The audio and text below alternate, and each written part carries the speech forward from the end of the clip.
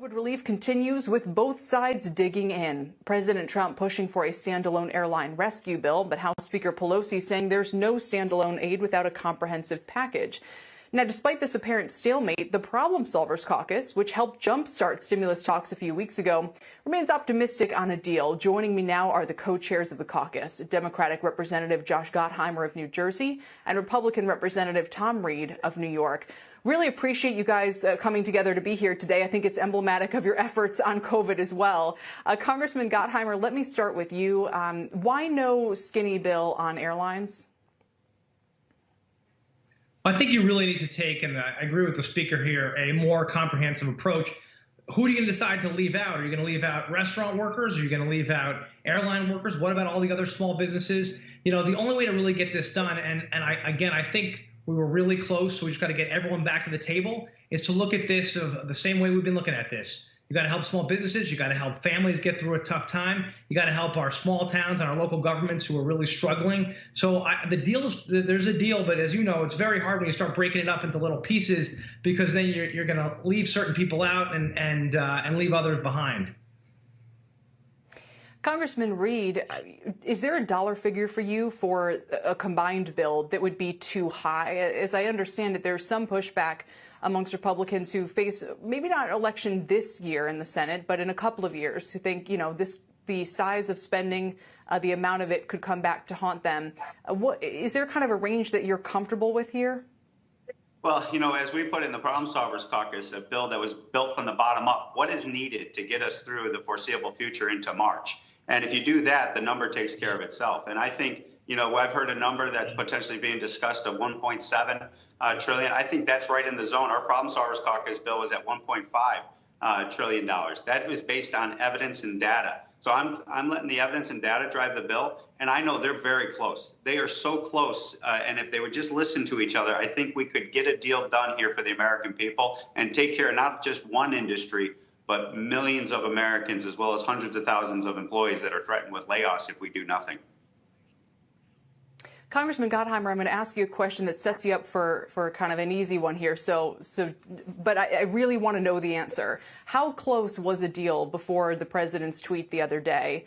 And how close are we now? Because the analysts that we've been speaking to this week say there's no chance anything gets done now before the election. What would you say?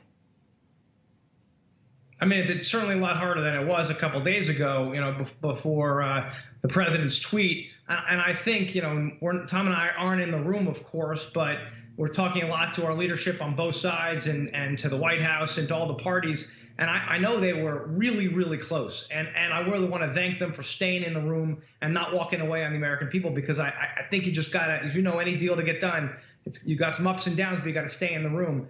Right now, I believe the deal is still there to be had. I don't think there's, you know, if you ask my opinion, we just have to get back to the table. We're trying to help and do anything we can, because the idea that you'd walk away till February, really till after the next inauguration, and leave all these families and small businesses and communities, you know, out, like, just leave them out is frankly unconscionable. And the economy can't handle it, and our families can't handle it, not to mention all the testing that's probably going to need to be done as we head into flu season and as we face some potential spikes of the virus. So, you know, from our perspective, we're not giving up. You stay at the table. We're calling on everyone to get back, and we're going to keep pushing.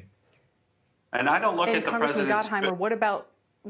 Sure, go ahead, Congressman Reed. Yeah, I don't look at the president's tweet as devastating as many other people do. I think what it's doing is it's drawing out the last and best offers from both sides in black and white to be put on the table. And maybe that's what needed to be done, because we can't drag this out in perpetuity. It's time to put the best offers forward. And I will tell you, if you do that, it is very close in regards to a deal that can be hatched here. And that means the American people win. So let's just do that, stay in the room, exchange that final paper, work out the legislative text. And I'll tell you, if you do that, I think the daylight will see this deal through to the finish line.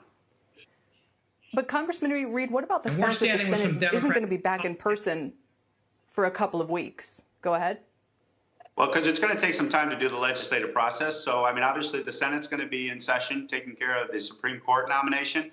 And what you could envision is that the Senate takes it up, gets it through, and then the House can either do it by unanimous consent, or like we've done in the previous bills, or, as Steny Hoyer said, 24-hour notice is all it takes to get us back there to pass this bill and get it signed into law. So we can get this done. The mechanics of the legislative process, if we have the will and we have the agreement, I know we can get this done for the American people.